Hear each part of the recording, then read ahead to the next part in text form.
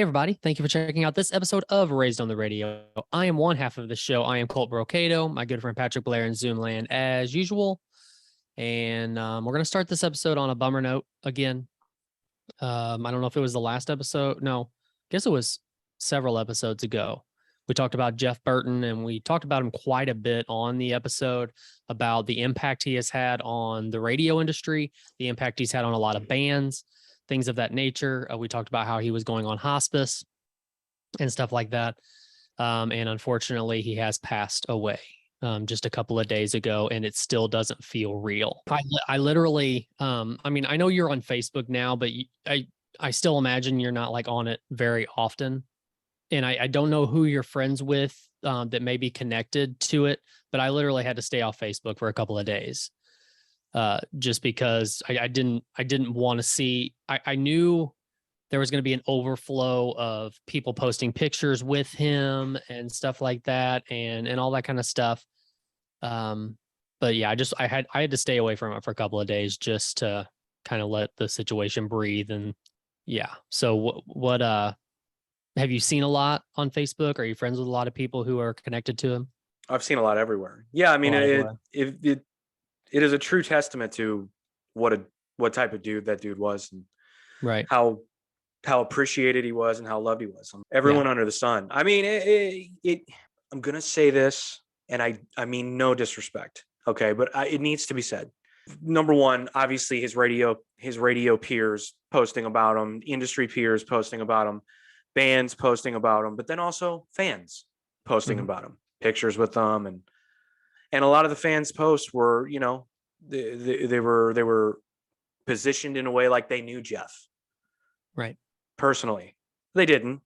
Yeah, they just know him from the radio, but they listen to him every day. You listen to a guy every day on the radio, you feel like you get to know him. So yeah, that's what I was gonna say. That I mean, we talked about that before too. Is like when you listen to somebody every single day and you hear about their personal lives constantly, you feel like you know them. You know? Yeah. And again, I'm not saying this to be a shithead. You know, I saw those posts and I go, that's the kind of impact he made. Well, let me ask you this, and this might be a weird question, but the reason why I ask this question is because on the Rizzuto show, I've heard them talk about this a lot. When it comes to somebody passing away, yeah. If you post a picture with a person who passed away, does that somehow make that about you now? Like, does that post make it about you? And they've talked about this. So they actually talked about that? Well, I don't know about with Jeff. I haven't listened to it in a week or so, but I'm saying in the past when a celebrity has died or something like that, they have talked about, it's kind of weird that if you post a picture with that person after they passed away and then somehow because it kind of makes the post seem like it's about how you feel about the situation, not about that person. And I mean, it is, but I don't necessarily know that it's a bad thing or that people are personally trying to make it about them. You know what I mean? Well, no, it is. It is. That's what social media is. It's voyeuristic in nature. That's what it is. Right. In times of happiness, in times of sadness, in times of life, like someone's just been born, and in times of death. You know, I would say, yes, I agree with them, and I agree with that sentiment. With Jeff, you know, the argument would be made in a good way, not in a bad way. Right. There's no debate, but I mean, the argument could be made that is he really a celebrity or is he just one of us? Meaning he was, you know, I think people felt like he was just your everyday sort of your dude. He was your homie.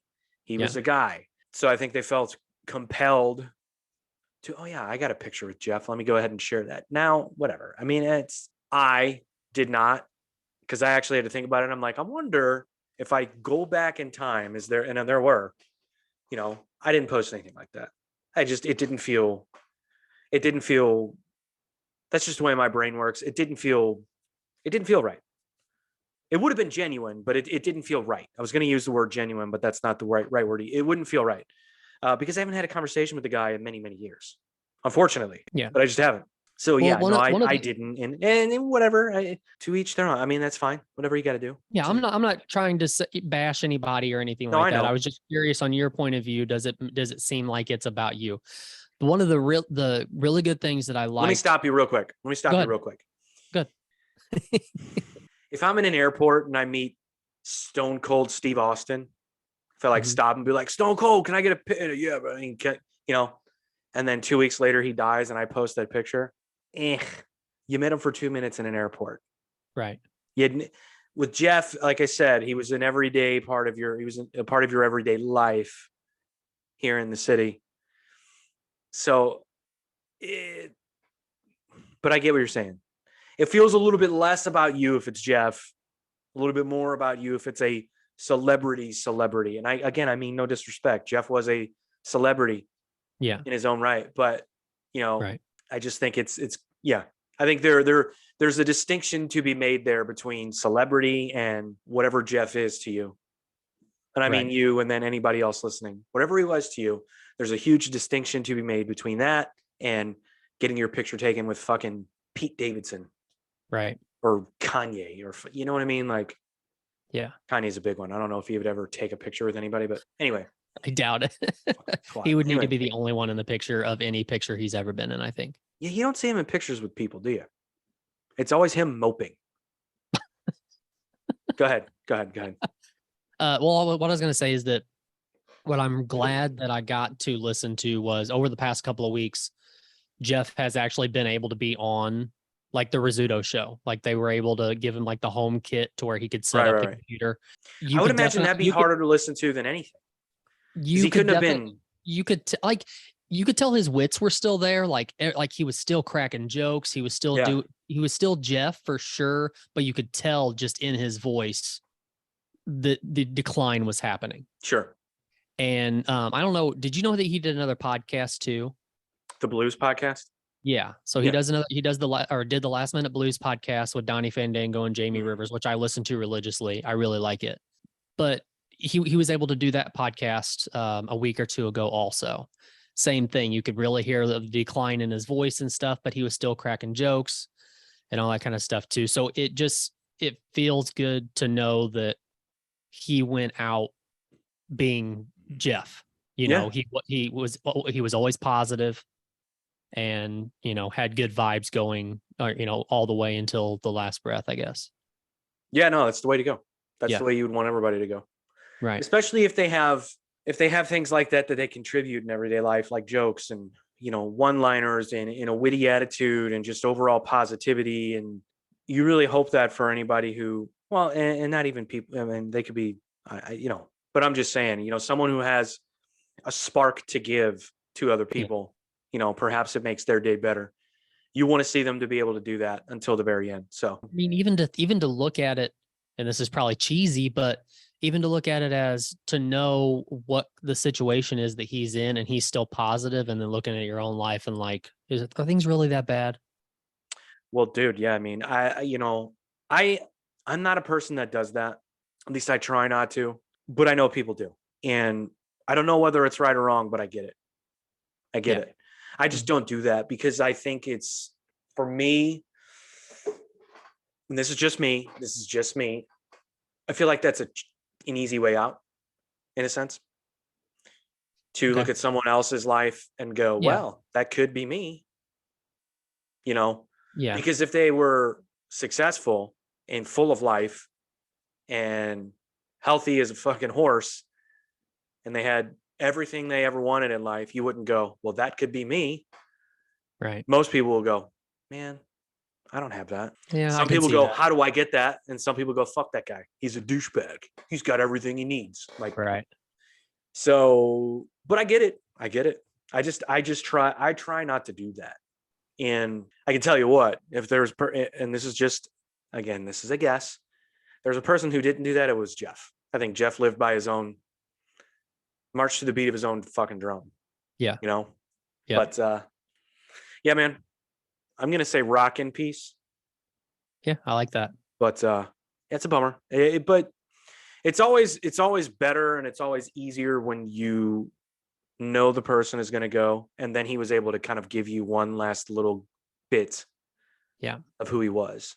You know, when it's a sudden sort of like, oh fuck, that sucks. But It's yeah, actually interesting. You say Rock in Peace.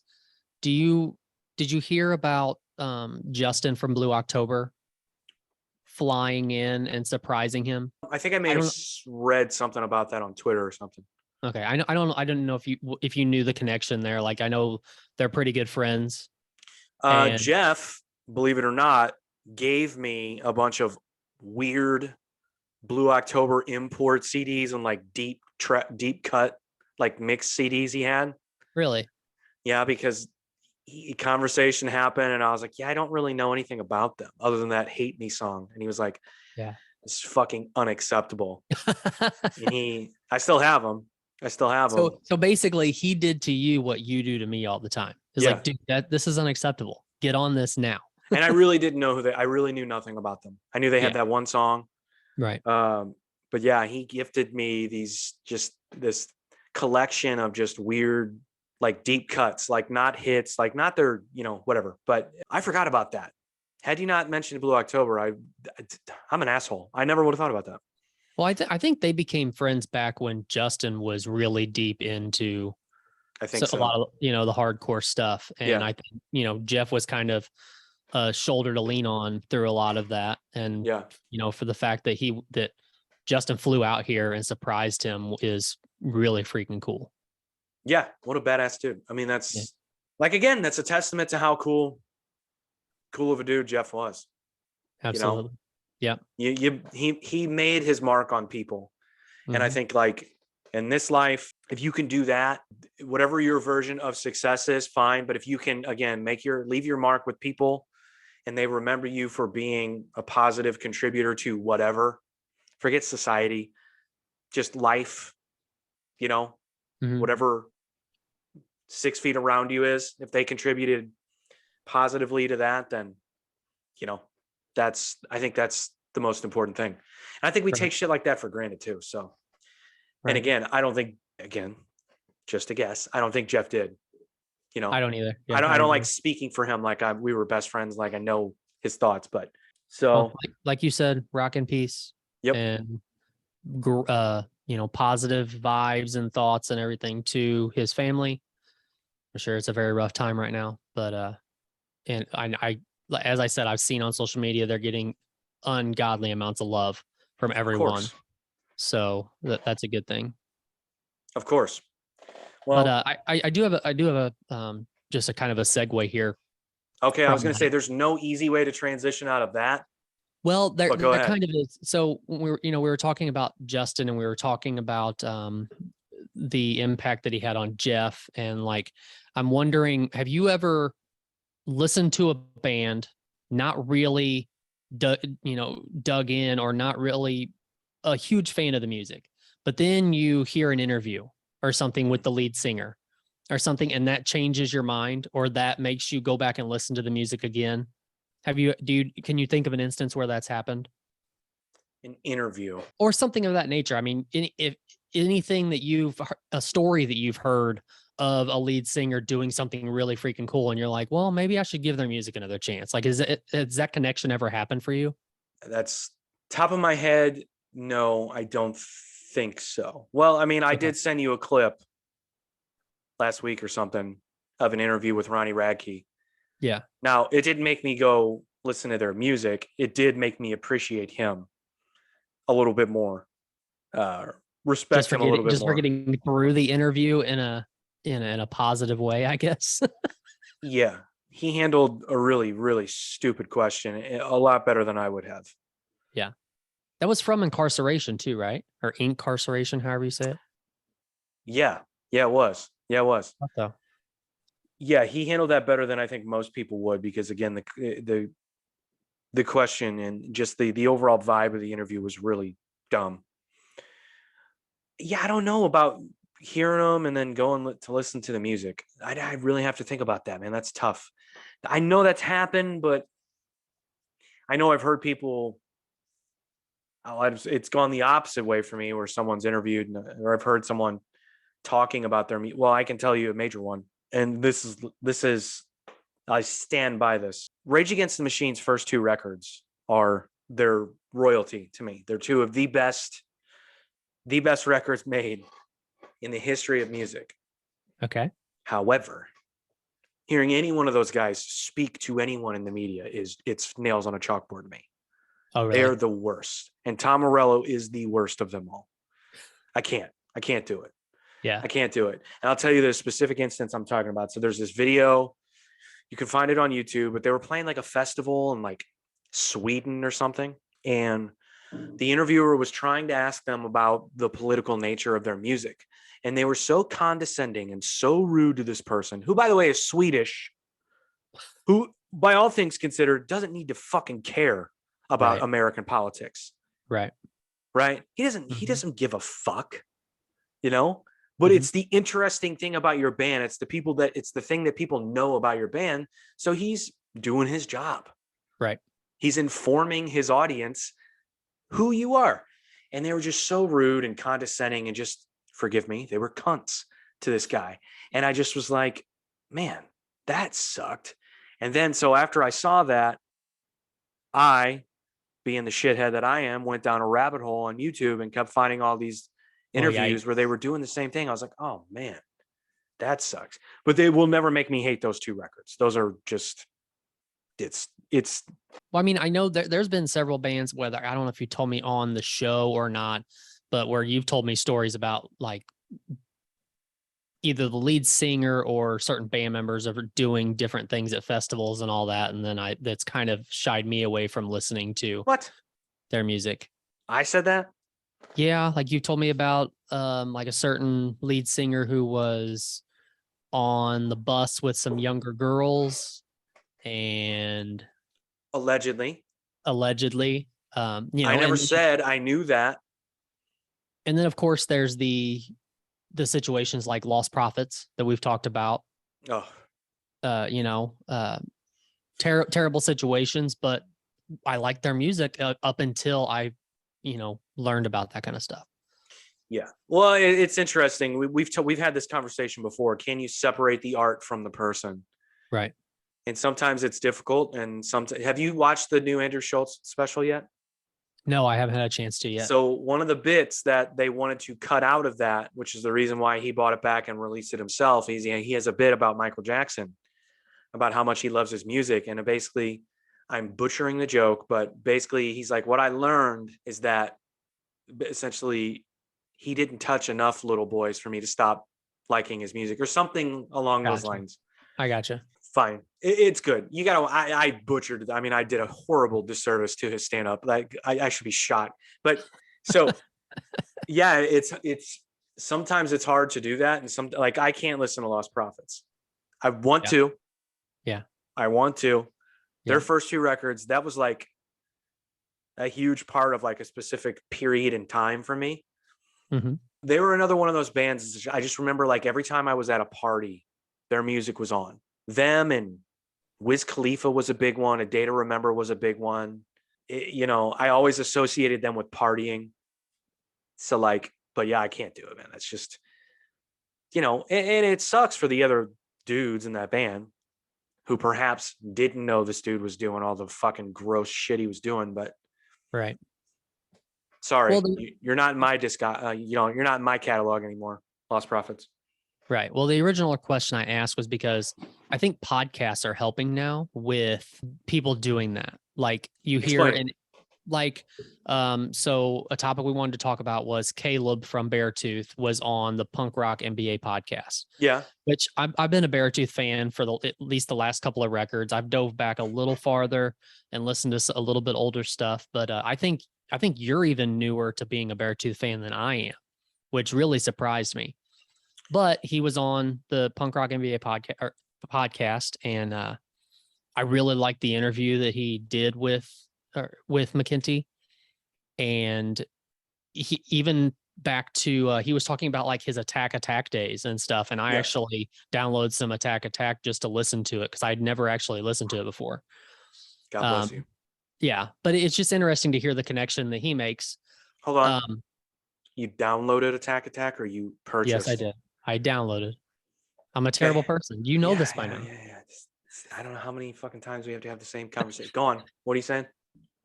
I really liked the interview that he did, but one of the topics that he talked about that I don't think we've talked about before, but somebody who, or a band or a musician or whoever, I don't know what the word is I'm looking for, the phenomenon, I guess, of whenever they're on drugs or doing things behind closed doors, records seem to be better than when they get sober. When they get sober, it's almost like not that they lose the creativity, but that, I don't know, that The edge. the edge goes away, right? So, and he had talked about too, because he's sober now, Yeah. which, I mean, the new stuff that he's put out since he became sober, I freaking love. So this is probably a different scenario, and it may depend on the genre of music too with this. But I'm curious, can you think off the top of your head of some musicians or bands or anybody who just kind of had a decline after they got sober? That's another one where I'm like, top of my head, no, I can't. Okay. I've heard that before, and I don't necessarily buy it. Now, if go ahead. Well, what I was going to say is I do think that there are bands or singers who didn't make it out alive. And if they would have gone sober, I think it would have taken a different direction. Okay, like who? Like, say, Kurt Cobain. And I don't know if that's an extreme example or not, but That's a very extreme example, but it's a noteworthy one because a lot of people do talk about, well, would Nirvana have existed into the 2000s, because grunge went away. Grunge went away, post-grunge came in, then new metal came in, and right. what would it have done to Nirvana? Now, I am under the belief that when you're a band that is that big and you made such a fucking impact on music like they did, I think they would have been okay if that dude, I'm sober now, right? Yeah. I no longer have this angst. I'm going to write songs about clean living or whatever I think it would have been just fine. Do you think it's because of the massive following they already had? I think it's because of that, and I think that dude was a fucking kick-ass songwriter. I think he just would have continued to write good songs. You can't, Caleb's a good example of like, clean or sober, that dude fucking writes hooks, man. Those vocal hooks they're undeniable to me anyway. So like, I don't think the hooks had anything to do with the fact that the dude was a boozer before. Yeah. Mm-hmm. I don't think that was the case. Maybe he could not write unless he was fucking under the influence. Very possible. Hey man, when I'm writing music, I like to catch a buzz first. I get it. I've been there. But is that for the music side of it or the lyrical side of it? You and your fucking lyrics. Both. Well, no, I'm asking. Both. You like to catch a buzz. So do you like to do that just if you're trying to sit down and write, like trying to come up with lyrics for a song that you already have the music for, or to come up with a hook or something like that? You know what I'm saying? Either or. Okay. I don't think it matters. Okay. I've never detached the two from each other. I've always considered them to be, So that's what we need. We need got sober, not are sober. Got sober. Alice Cooper, Nita Strauss, Anthony Kiedis. Oh, Anthony Kiedis. There's a good one. That's a good one. Didn't seem to impact him at all. Yeah, that's true. I would argue that they got bigger after he got sober. Yeah. You think he was sober back when he was helping set fires in Woodstock 99? He was sober then. At least he claimed to be. I think he was sober by then. Okay. I think. Well, dang, that was 23 years ago. I think. Anthony Kiedis. Randy Blythe. Ooh, that's a good one too. So that's the vocalist from Lamb of God. That's a good one too. Slash. Jonathan Davis. There's another good one. Korn was known as a drinking band. Like if you went on tour with Korn, you best be ready to fucking drink. Yeah. And they were never like boozers, like fucking shoot some Jaeger and fucking, like they were just beer drinkers. Yeah. Nonetheless, it eventually catches up with you if you're doing it night after fucking night. I would argue again, like, I don't know when he got sober. I would have to watch this video, but I think he did okay afterwards, right? Yeah, I would say so. Zach Wild, Rob Halford, Trent Reznor. Trent Reznor is a good one. You Yeah, I know, mean, and, I and think a lot of the ones like you're naming, I'm curious if they just got sober because they're touring most of their life, and at a certain point, your body just won't do it anymore. it's really hard to do it in moderation on tour. I'm sure it is, but I I mean, mean, if you're a vocalist, you have to like find a way to toe the line. yeah. But it's funny you mentioned that, or it's funny we're on that topic. So I went and saw Beartooth 2 weekends ago. Not last weekend. Was it last weekend? I can't fucking It remember. was last weekend. Oh, Yeah, last weekend. before you talk about that too, did the Incubus show get canceled? Yeah, Was it something to do with the lead singer's back I or never saw. something? Because originally, I don't think they said anything about it, and then I No, they just just said seen a it's canceled. post. They canceled 3 dates. And then I seen a post from I think Incubus yesterday that said that his back is still hurting, but not enough to keep him away from doing this next show. I missed that. Well, they're gonna try to reschedule So when did you find out? The day of? day before. Day before? That Yeah. sucks. Yeah. Which I know you've seen him like 1,000 times, but Yeah, but I still, spent a it's like, lot of money oh really? because I was treating people that came into town for it Oh who man, are that sucks. big Incubus fans. So are you going to keep the tickets for a reschedule, or are you going to get them refunded? I'm keeping them for now. Okay. And I got a weird email from StubHub being like, "Yeah, you can get points." I'm like, "No, no, no, no. I don't want points. I want my money back. No points." Yeah. The amount of money I spent, I'm not going to go to that many concerts anytime soon. So no, I want my money back. But yeah, I went and saw Beartooth with A Day to Remember, and Caleb's voice was struggling. I mean, you could tell his voice was not all there. I find it ironic. It's like perhaps he's can you hear me? Yeah, you're good now. Perhaps he's trying to figure out, I don't know if he drank before they played, but maybe if he did, now he's trying to figure out how to do it without drinking. Because I will say this, man, you have a few cocktails before you play, it loosens you up, it makes things a little bit different. You know? Yeah, I'm sure. I went the longest time without, ever drinking before I played. And then I went through a streak where it's like that's all we did was drink before we played. Mhm. And then we saw a video and we're like, "Ooh, that's not good. Maybe we shouldn't do that anymore." And I remember we had a show and we made it a point to say it on stage. Like, "Yeah, guys, we stayed sober. We haven't had a drop." And then people just started flinging booze at us. Like, seriously, like tossing a shot of vodka up at my face. But yeah, he was struggling a little bit. But I'll tell you this.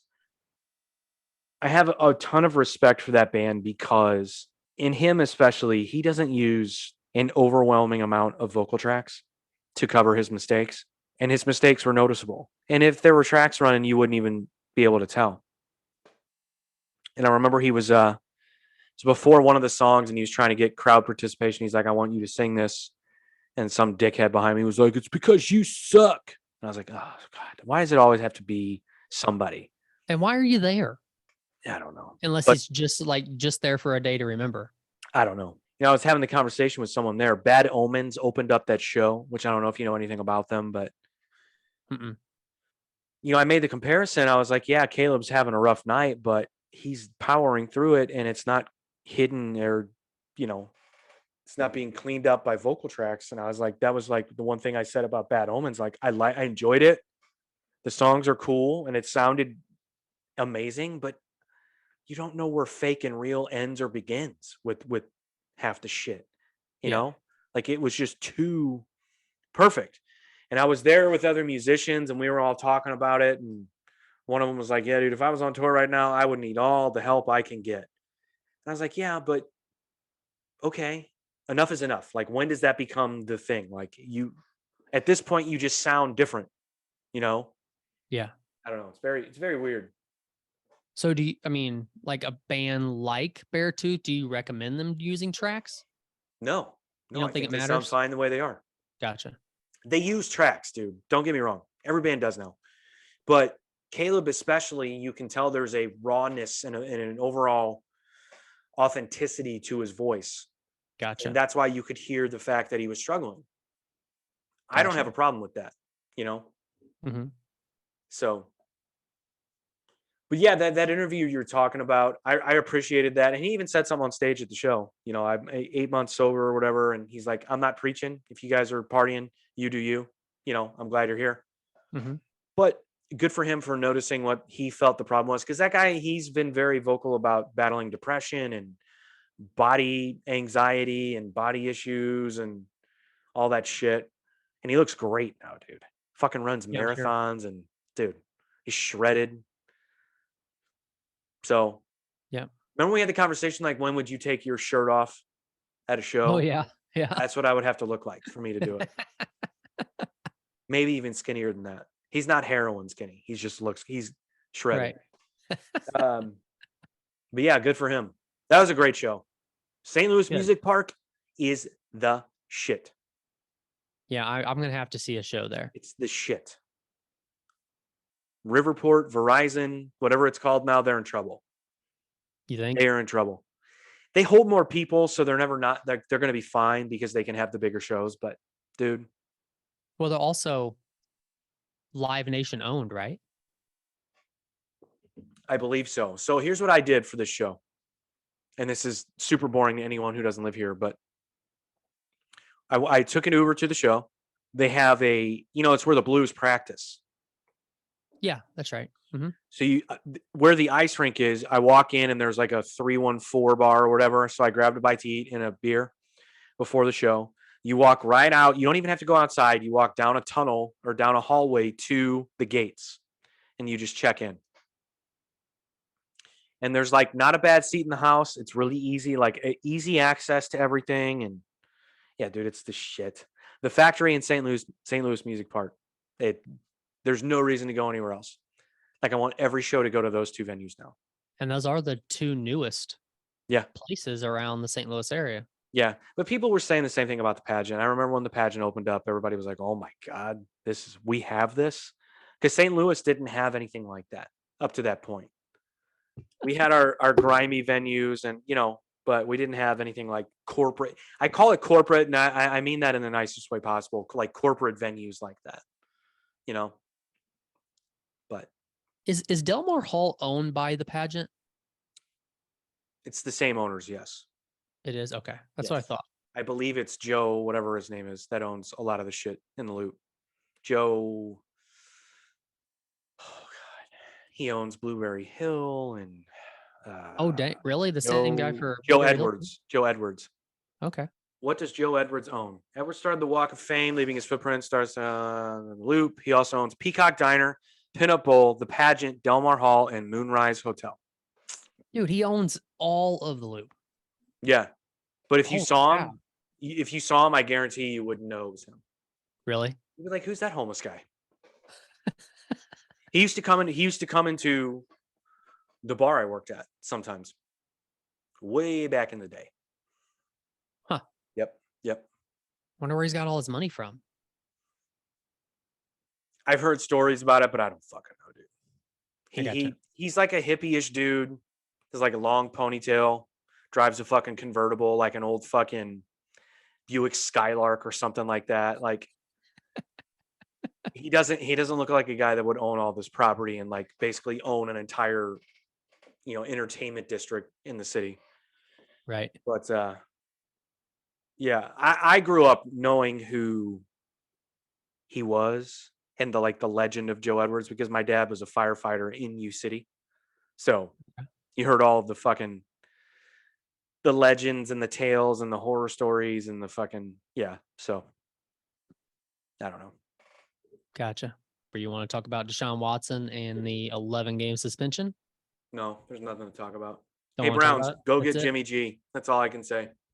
If they get Jimmy G, do you think it'll be just like a 1-year deal? Yeah, you Yeah, and trade see how for him things for roll. 1 year. Yes. Because at this You- point, Jimmy just needs out of San Fran. Yeah, I mean, you rent him for the season. That's Yeah. what you do. That's it. And I'll Yeah. be honest with you, if they do that, I don't necessarily want Deshaun in week 11. Okay. What if the Browns are 8-2? Right. Do you really take Jimmy G out? What if they're 8-2 with Jacoby? Do you really take him out and replace him with Deshaun Watson? Right. But man, Probably not. that's such a shitty situation for the Browns though, because all that money and they're guaranteed. Fine, we're 8-2. I don't give a fuck about your money. I know you don't care. I don't give a fuck about your money. I want to win a Super Bowl. I don't give a Yeah. fuck. Here, I want to play you something. Isn't this documentary The Most Hated Man on the Internet? No. Did you hear? Who is the most hated man on the internet? His name is Hunter Moore. I don't know. Brandon Schaub just went like this. Oh. Hmm. I remember this, guys. That is pretty funny. It depends. I just watched this. I'm curious how if any other person besides Joe Rogan said that, I wonder what Brendan Schaub's reaction would be to that. He'd probably sue them and try to get them pulled off YouTube. But so the whole reason I brought that up is just did you watch that documentary? I did. Did you finish it? I did. What are your thoughts? Ugh. My So let's thoughts are explain what we're talking about. So Yeah, go there's a ahead. documentary on Netflix called The Most Hated Man on the Internet. Uh-huh. And believe me, when I saw the little, thing on Netflix, I was like, I don't really care about that. And then I started hearing about it on podcasts and I heard the name Hunter Moore. I actually was that clip and I go, oh my God, I remember that guy. That's who that's about. I immediately was like, babe, I know what we're watching tonight, to my wife. This is what we're watching. And we binged it, back to back to back, because I remember that website. I remember everything. So essentially, the documentary is about a guy who started a website in the mid 2000s, 2010s, which really was just a douchebag website that exploited women, essentially. I mean, that's the best way to put it. It didn't start that way. It started as a scene website, and that's what he really wanted it to be. He was he was an untalented guy who was in the scene but didn't have any musical talents or any He's basically real, just like- a DJ, right? yeah, well, that's use that term If- loosely. If that. He didn't have any real talents to like contribute to the scene. So he started this website. And what started as a dick pic website, so like you would basically exploit band dudes on, that's how I remember it. That's how I heard about it. And I saw people that I knew on that website.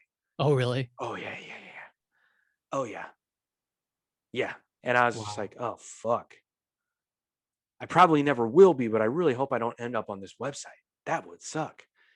And there was a St. Louis based version of that, kind of different, but it was called Up All Night, I think, or Out All Night or something like that. It was Mhm. basically designed to exploit C-list celebrities in St. Louis. What is a C-list celebrity? You really want to make me do that? Yeah.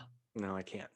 It would be people you would see out at clubs all the time or see out Okay. at bars all the time, Okay. but also radio personalities and band members and Okay. anyway. But yeah, I remember. So anyway, I asked you what you thought about it and I just totally, but so that's what the documentary is about, this guy who ran the website. And it was basically about people trying to take it down and just trying to take him down. Yeah. And get the site pulled because it was, ruining people's lives, women's lives. Anyway, Right. The men I don't feel sorry for. You took a dick pic boot, you sent it, like whatever. Go ahead. What are your thoughts? So there's a girl on there called the Butthole Girl. That's what she is known for. And I just told you that a sentence that I never thought I would have to say in my life is that the Butthole Girl might be the dumbest girl on the planet. Because she got that name from sticking stuff up her butt.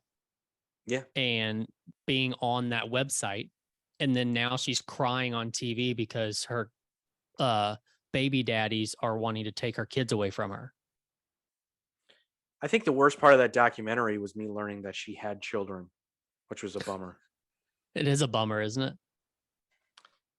I tried to But- feel I do feel sorry for her. Here's why.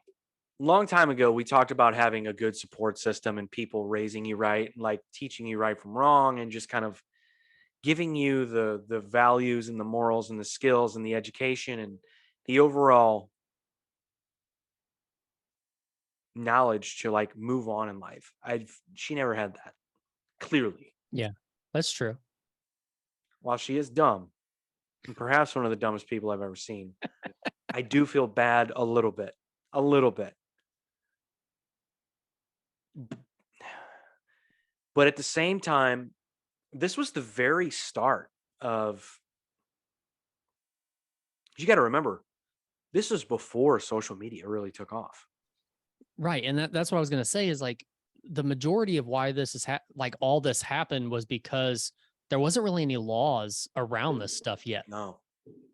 Like he pretty Yep. much got away with whatever he wanted to until lawyers got involved and stuff. And if it wasn't for the hacking stuff, he probably never would have gotten in trouble at He all. would have been fine. Yeah. At the time, not today, but at the time, he would have been fine. Yeah. Yeah.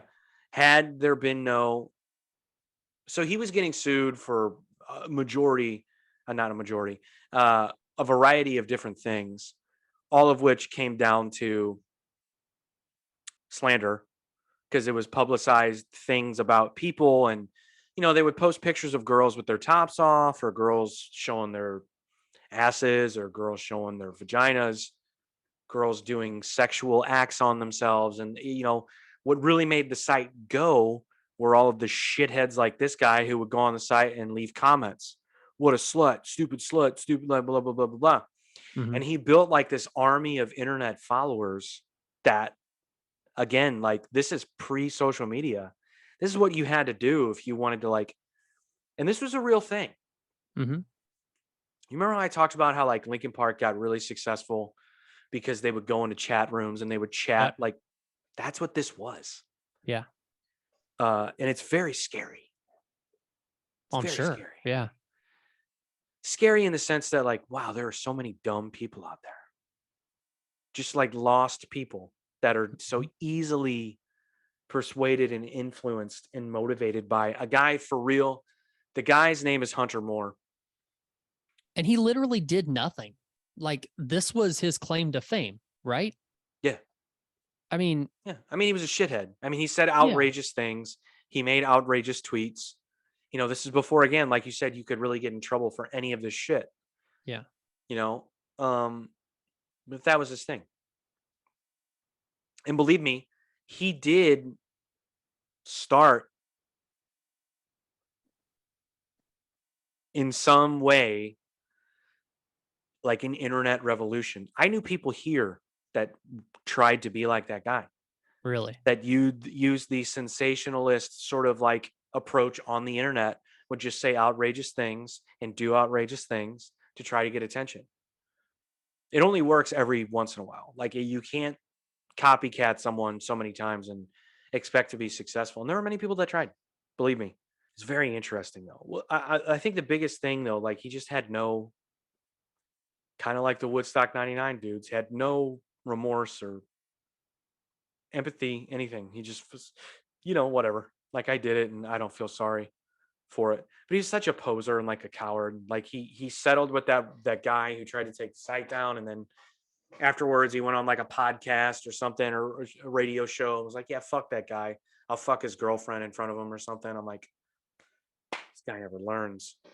Right. Jesus. But could you imagine how many counts of different things he would have gotten in trouble for now by doing that? I mean, on top of the hacking, but on top of, apparently having underage girls on there as well. That stuff, that didn't fly. Well, that was the biggest thing. And I think like you still see this today, or you have seen it up till today, with a website like that.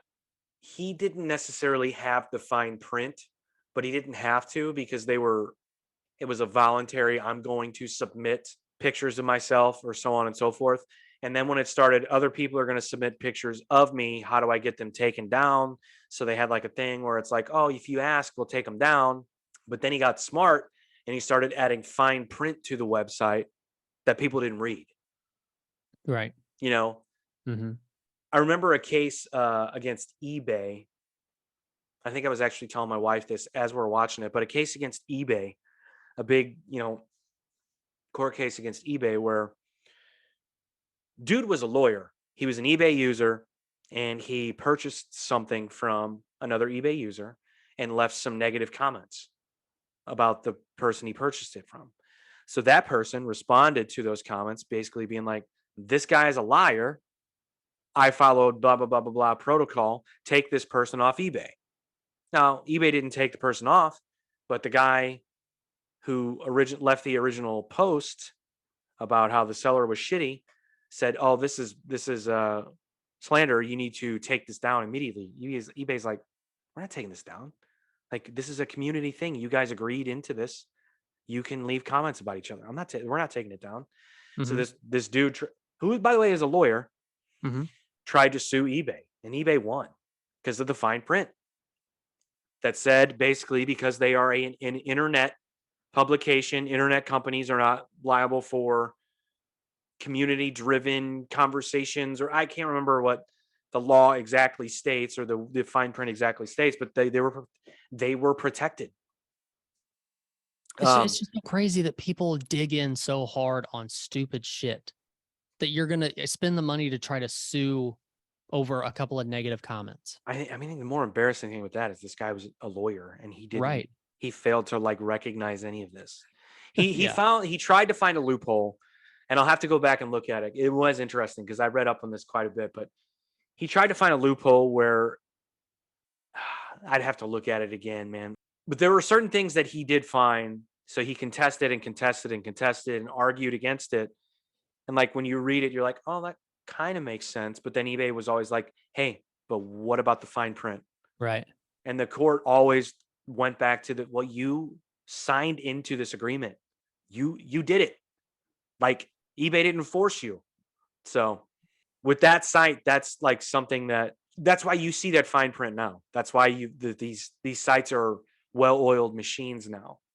And that guy, again, it was just a scene website. Like you saw like band ads on there and shit. Like, but hey, Well, I mean, it's not even that though. It's like all the other stuff, like the people who have sued because they burned their tongue on coffee and stuff because the coffee cup didn't say, contents are hot or whatever. And the fact that you can win a lawsuit over yeah.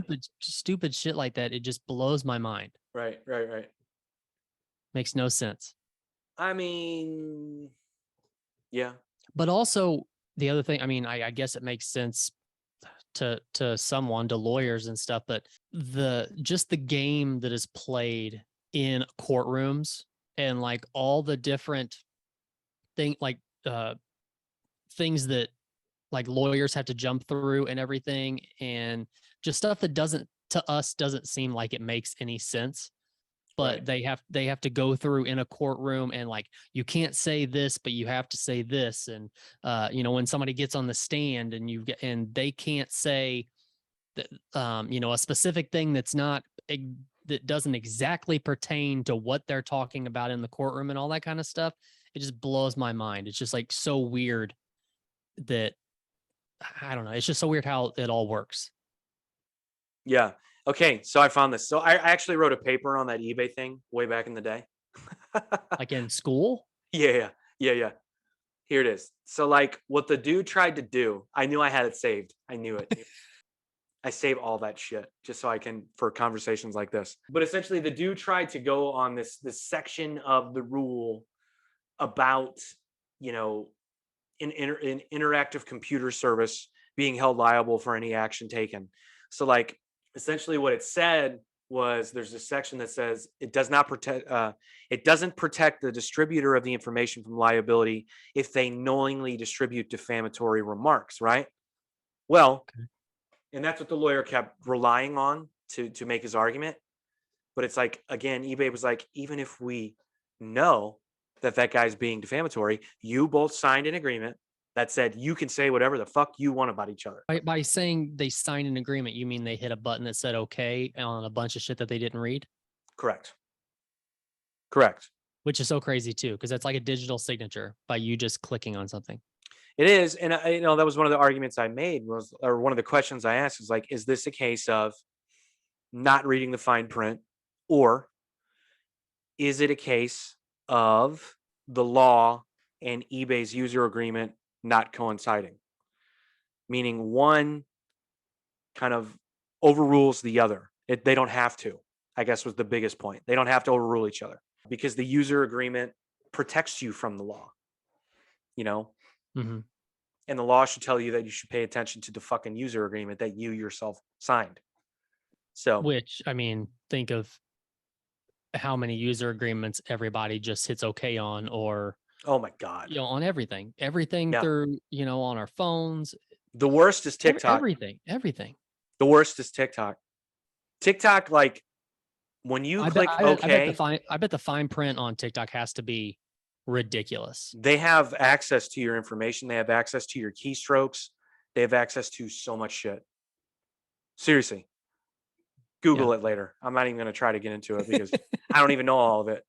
My dumbass has TikTok for our stupid show. Well, but okay, so is that why, I guess it was like a year ago maybe or so, you started getting different notifications? Like there was a security update type of thing that happened on iPhones where now if you download a certain app, it will pop up and ask if you will allow them to track, and you can hit no.